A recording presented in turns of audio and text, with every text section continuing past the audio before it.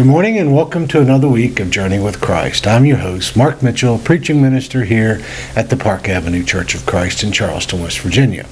And I'm joined, I can almost say usual now, by Sean Patrick. How you doing today, buddy? I'm doing great. How are you? I'm doing well.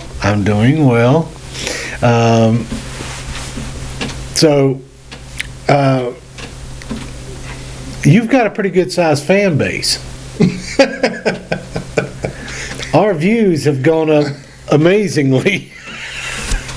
So, hey, listen, you're doing a good job for our Journey with Christ channel. Hopefully we can keep it up. But well, it's probably my mom watched it, I think. She told me she watched it, so. Oh, yeah, it was more than your mom watched it. Because it was like 30-some views, and we normally only get around 10 to 12. I can tell you this, I haven't watched it. I have a real problem with seeing myself on video. Well, hey, you're doing a fine job, John. You're doing a fine job. You just keep it up. It is something you get past, but I know for a long time when I'd hear my voice, no, that's not me. I know. But now, I every week, between everything that I record and edit and put all that stuff, it connects now. I hear it, so it doesn't rattle me anymore. Yeah, my voice, when I hear it on video, it sounds completely different than when my ears hear it. Oh, yeah. It's amazing how that happens. But if you keep listening after a while, you're like, oh, I guess that's me. That's me. Yeah. So what do you got in mind for us this week, Sean? The topic really, it could go a couple different places, but I was talking to you earlier before we started recording, and I was listening to a book online, and it referred to this Isaiah 58, and so I went through and actually he only skimmed a little piece of it, but I actually read it's an amazing verse. Not only about, it talks about fasting, which was, I guess people do practice fasting, but it doesn't seem as prevalent as it used to be. But they treated it as an act of worship. Yes. An act of worship. And Isaiah writes, because this is not the only time where Isaiah, when he records something, brings in these elements that you and I are going to talk about as it relates to fasting. It is, you need to have your heart and your mind in it. Exactly. It was a form of worship. The problem wasn't that they weren't doing the fasting. The problem was the attitude in which they were conducting themselves while they were fasting or after the fast. Well, their life, what it resembled. Yes. It goes even further down in there. Fasting represents one element, and are you even paying attention to this element? Exactly. There's a reason for it, and they're not grabbing the reason for it. Yeah, they're treating it like sometimes as our human nature does, Sean, is we kind of like, and you could draw the conclusion between fasting and, say, attending worship service or something of that nature, being around the table, singing songs, prayer, whatever direction you want to take as far as your communication with God and what you're doing with other people. If you do not have your heart and mind and very soul in it, and you're just doing it to check a box that, hey, I did my worship, that's what they were doing with this fasting. They were just checking a box. Yes. I did my fasting. That's what it seems to me. Yeah. So go ahead and read that verse, whatever verse that you wanted to concentrate on. I'm going to go, it's Isaiah 58, and I'm going to start in verse 1. I'm going to go through verse 9. Okay. Shout it out loud, do not hold back. Raise your voice like a trumpet. Declare to my people the rebellion and to the descendants of Jacob their sins. For day after day they seek me out. They seem eager to know my ways, as if they were a nation that does what is right and has not forsaken the commands of its God. They ask me for just decisions and seem eager for God to come near them. Why have we fasted, they say, and you have not seen it? Why have we humbled ourselves and you have not noticed? Yet on the day of your fasting you do as you please and exploit all your workers. Your fasting ends in quarreling and strife, and striking each other with wicked fists. You could not fast as you do today and expect your voice to be heard on high. This is the kind of fast I have chosen. Is this the kind of fast I have chosen? Only a day for people to humble themselves? Is it only for bowing one's head like a reed and lying in sackcloth and ashes? Is this what you call a fast, a day acceptable to the Lord? Is this not the kind of fasting I have chosen? To loose the chains of injustice, to untie the cords of yoke, to set the oppressed free and break every yoke? Is it not to share your food with the hungry and provide the poor wanderer with the shelter? When you see the naked, to clothe them, and do not turn away from your own flesh and blood, then your light will break forth like the dawn, and your healing will quickly appear. Then your righteousness will go before you, and the glory of the Lord will be your rear guard. Then you will call, and the Lord will answer. You will cry for help, and He will say, Here I am. It's an amazing verse. Yeah, it truly is. I was trying to make mental notes as you were reading. Many times the first human element that comes about when we do things before God is we want God to see them and to acknowledge them. Exactly. Why have we fasted and you've not seen it? Why have we humbled ourselves and you have not noticed? Of course, God's reaction to their childishness. I mean, that would be like you telling Landon, I need for you to clean your room every week. And he comes into you, hey, Dad, did you see I cleaned my room? Good, son. You know. And he keeps doing that, and you're not giving him enough attaboys. He almost wants you, okay, hey, Dad, why don't you, some people get paid for doing this. Why don't I get paid? Son, this is what, in our house, this is what you're going to do. God instructed to them to do many different things. And maybe the worst part about it is we treat acts that God wants us to do as requirements for reward. Yeah. When in actuality, God is trying to teach us that the actions that God wants from us is not purely so that He can be pleased, but that it in turn gives us a different heart and mind and attitude that will be beneficial to us, that we will end up being the kind of people that God has always intended us to be. Yeah. You know? It's, that's great where you started out, where people were asking, okay, we've done what you ask and you haven't seen. The problem isn't like you said, what they're doing, that's not the intention of what God, it's a form of worship, but your actions aren't showing, the character of what God wants. Yeah, you're doing them for the wrong reason. I mean, I could go to church every day, but when I leave the building, if I do the exact opposite of what God wants, then what good is it? Mm-hmm. Well, I've always said that the basis by why you're doing what you're doing will ultimately determine what you gain by the actions God has instructed you to give. If you give whatever percentage that you've set aside or whatever, and you expect God to,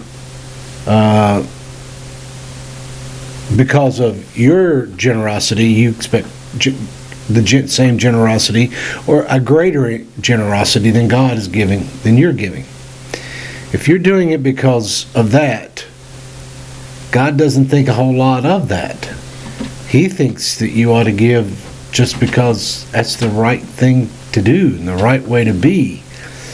And fasting was intended to remind them that they could be hungry, that life was more than about food, and there are difficulties in life. God says, trust me. Trust me. But if you're just doing it to win points, you're not learning the trust.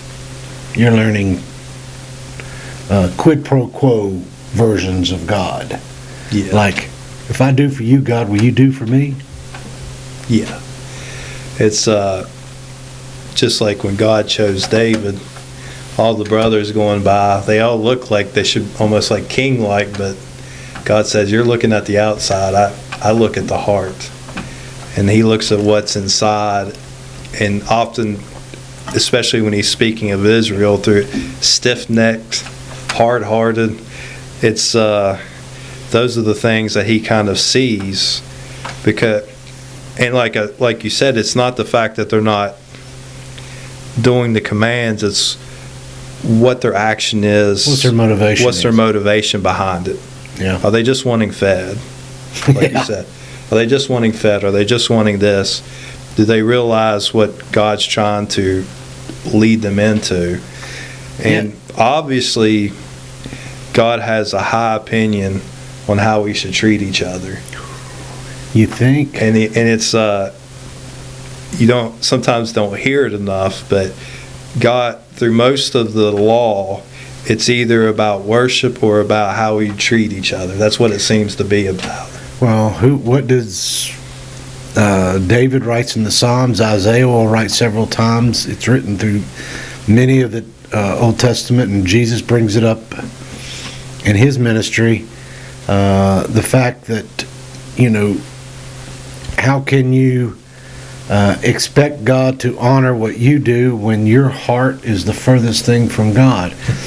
As you were reading, and we just finished up the first half of verse 3, the second half of verse 3, going down, it says, yet on the day of your fasting you do as you please and exploit all your workers. Your fasting ends in quarreling and strife and in striking each other with wicked fists. You cannot fast as you do today and expect your voice to be heard on high.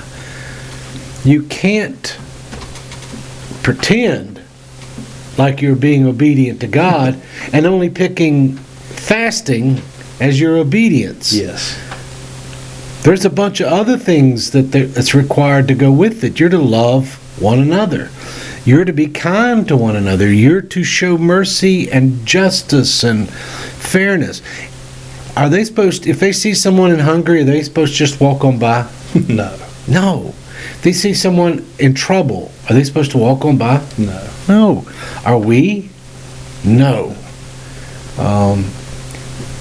When Jesus tells the story of the Good Samaritan,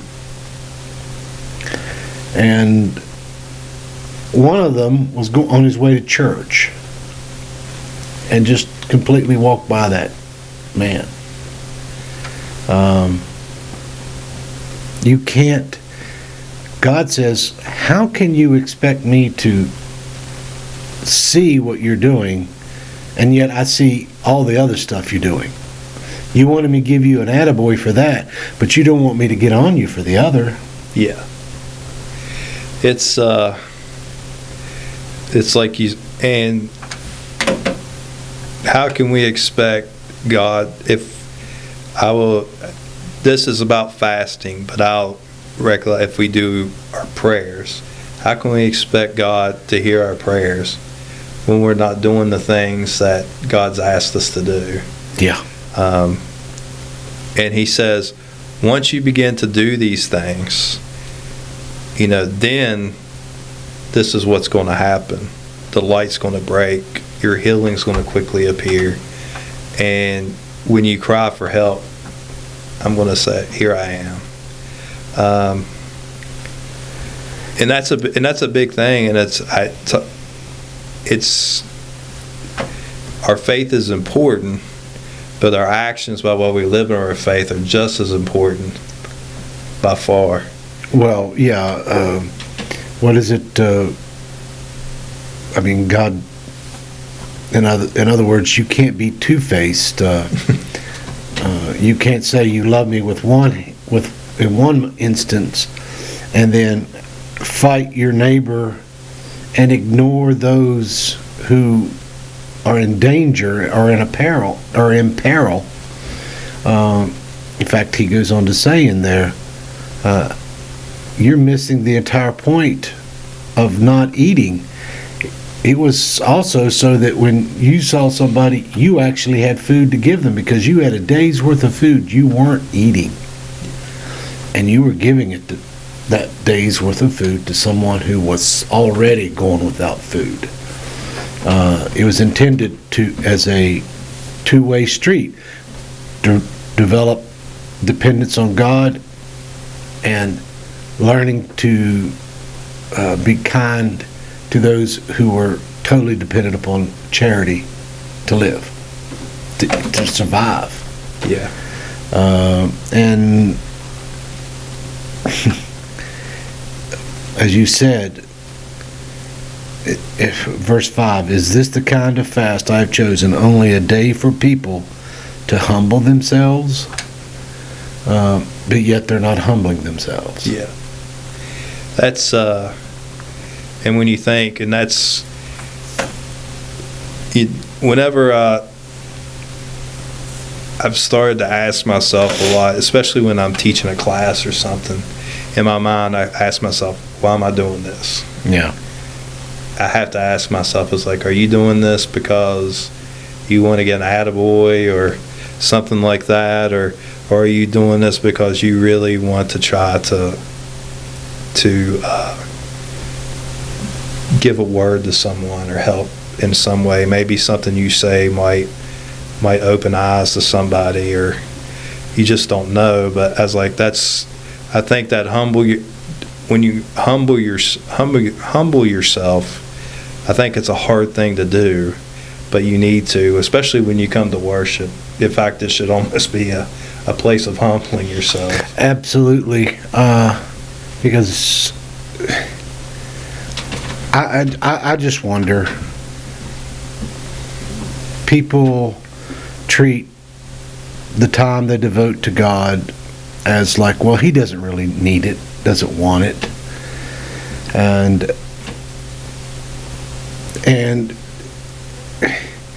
in a way, God is not demanding people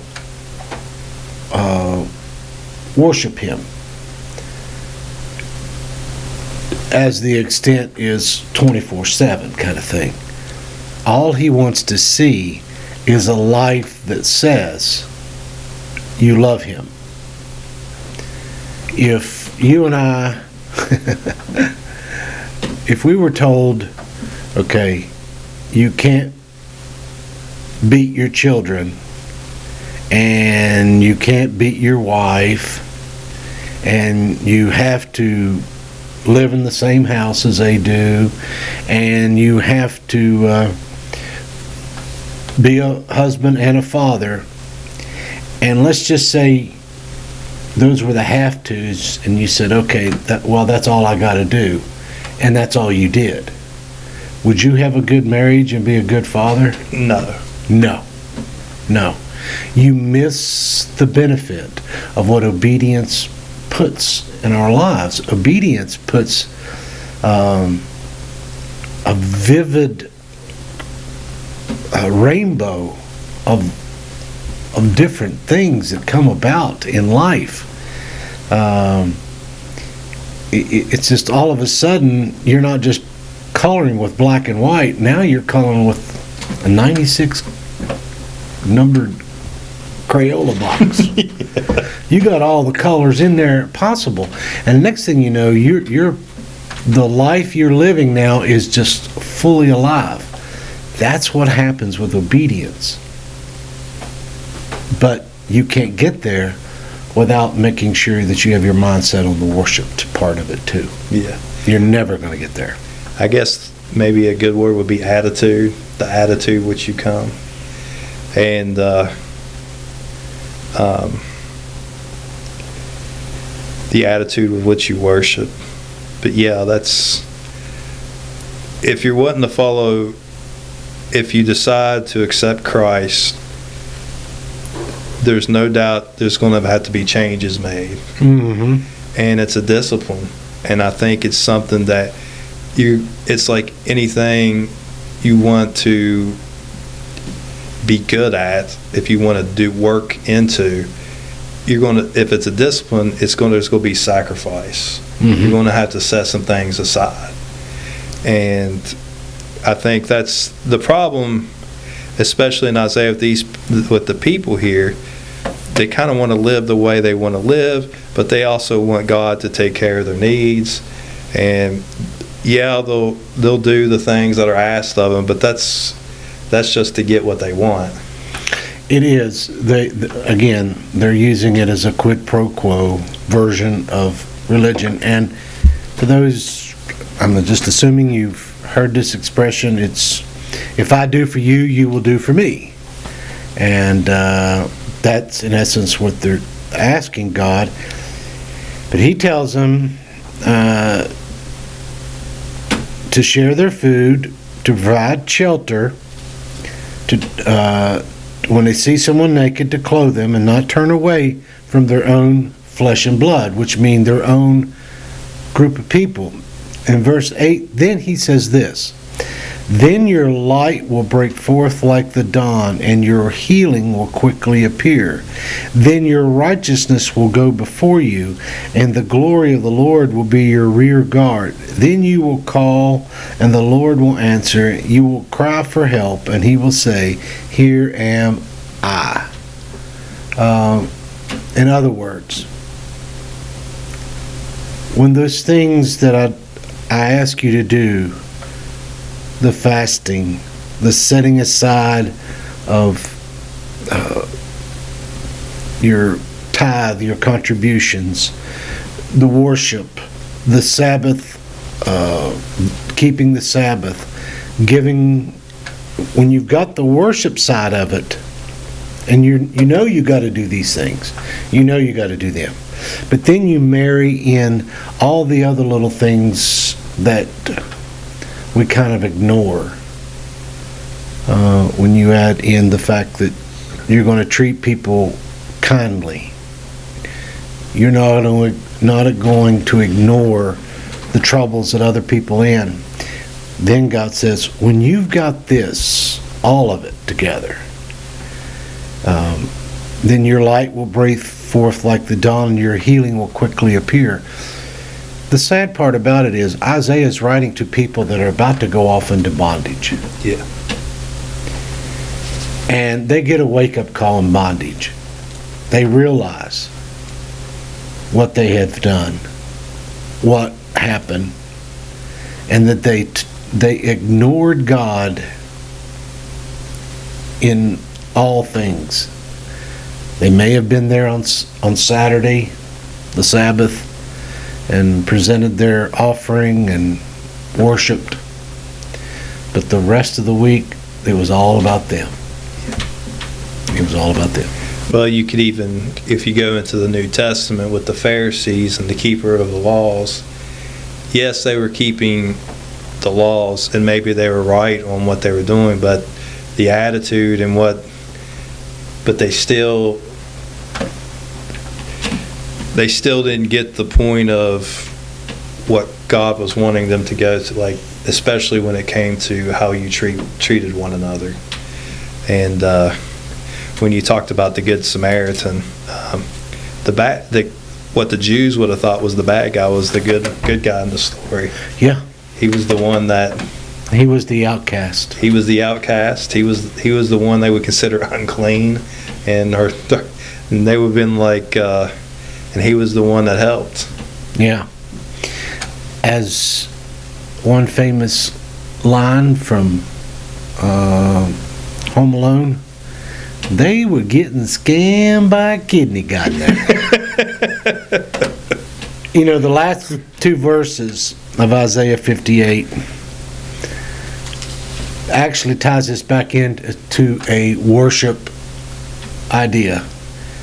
If you keep your feet from breaking the Sabbath and from doing as you please on my holy day, if you call the Sabbath a delight and the Lord's holy day honorable, and if you honor it by not going your own way and not doing as you please or speaking idle words, then you will find your joy in the Lord. And I will cause you to ride in triumph on the heights of the land, and to feast on the inheritance of your father Jacob, for the mouth of the Lord has spoken. He brings up the very idea of where you get putting your time and your heart. It's just not your heart. It's your time.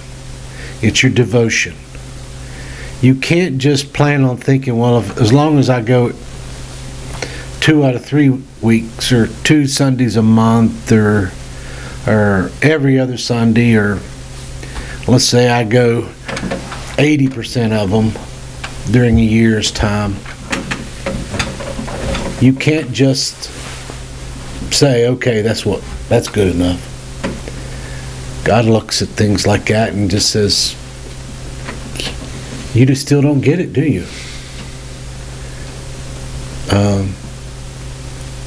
None of us would want to be married to someone who was just trying to do enough to get by. Yeah. No one would yoke themselves to a spouse that was their goal. I just want to do enough to get by. Just the bare minimum. Bare minimum, you know. Who would want to be a slave in that relationship? Because that's what it would be. There would be no love. There would be no devotion. There would be no commitment. You couldn't, if you saw them walk out the door, you would have to think to yourself, was this the day they're going to find somebody else? Is this the day they leave and never come back? Is this, you know, why am I doing all what I'm doing? You know, you can't do anything half-heartedly. That's why Jesus says you can't serve God and money. You're going to have to pick. Have to pick one. You have to pick one. Blessed are the pure in heart, for they shall see God. Pure in heart, as you know, I talked about a few weeks ago on in a lesson, is a person who doesn't have an undivided heart. He doesn't have categories, and he breaks up importances here. Like on Monday is a different importance than Sunday. An undivided heart says God rules every day, and he rules my life with whatever I do. Yeah. When we were in class, we were talking about idols, and I was like, we might not worship golden calves or bronze statues, but if you think about it, I was like, we come to church, we're here for probably about 2 hours on Sunday and maybe an hour on Wednesday night. I was like, 3 hours a week. I was like, out of the rest of the week, how much time are you devoting to God? How much time does he get? That's an uncomfortable question. It is a very... I didn't, and when I said it, I didn't think about it, and I said, it wasn't But there was nothing wrong with saying it. But if you think about it, it should make us feel uncomfortable. It should.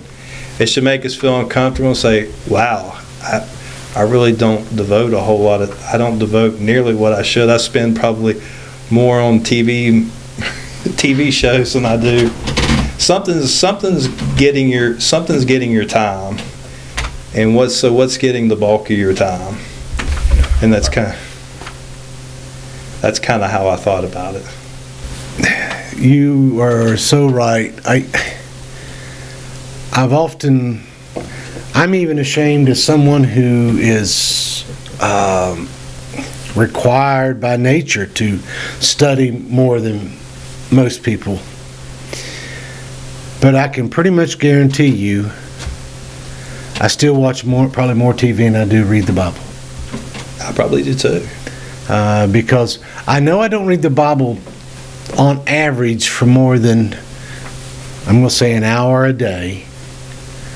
But now, I will say this, that generally when I read an hour a day, most of my day is spent thinking about what I read or what I'm studying, because it's just always churning up here in my head.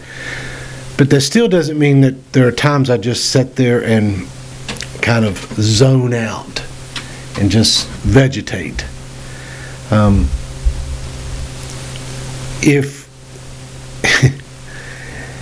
If we ate as much as we read, we would be nothing but an anorexic nation. Exactly. You could look at people and say, where did they go when they turn sideways? They're gone. Because we don't read and study. And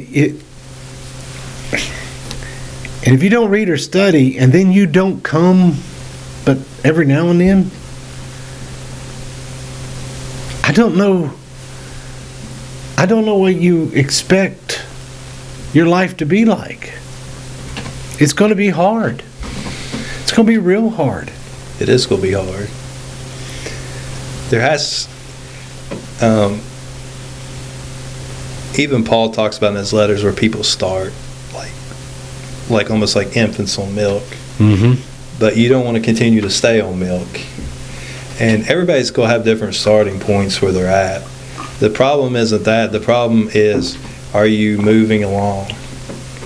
And not to get off topic, but if someone asked me what would a successful congregation look like, it wouldn't be how many people are in the pews or how much money you have. It would be, how's that church growing? Are those people continuing to grow into the faith? Or are they in one spot? Yeah. I know and I'm as guilty as the next person, because I look at the numbers and up, down, whatever, and for a long, and it's still, yet even today, it's still hard for me not to look at, okay, what am I not doing right, or what am I doing right, But I do know that if we're not moving into a deeper relationship with God, no matter where we are in that journey, we're not growing. Yeah. We're not maturing. We're not drawing ourselves closer to God. I can't force feed anybody. I can't make them, just like God says, I won't make you either. You got to choose. This is all on you. And I will say, it's all on you. Every one of us. It's all on ourselves. It belongs to us. God says when you stand before Him, you will give an account for the choices you made in life. And your choices will say who you loved most. They will say so. Yeah. There's some scary verses, especially in the New Testament, when Jesus talks about, didn't I prophesy, didn't I heal in your name, and I don't know you. Depart from me. I never knew you. I could even say myself, well, didn't I teach Sunday school classes? Didn't I preach a few Sundays? Didn't I go and do certain things? And Jesus say, I was a good guy, God. I don't know you. It is not dependent upon what we do. It's dependent upon who we believe and who we trust. Exactly. It's like Paul writes in Romans 4. Abraham's righteousness was accredited to him because of his faith. He believed God. Whatever God told him to do, he tried to do it. Whatever God tells us to do, we got to try to do it. Yeah, he trusted God. That's right. And just like David, I think the reason why he looked at his heart, because this is going to be a person that's going to trust me. Mm-hmm. Is he going to do everything I ask? Probably not. No, but No, he still made some mistakes. yes. He had a few not attaboys. Exactly. He had one story where he goes, "You the man." Yeah. I have no doubts there was times where God was like, ooh, if I could throw the fireball down.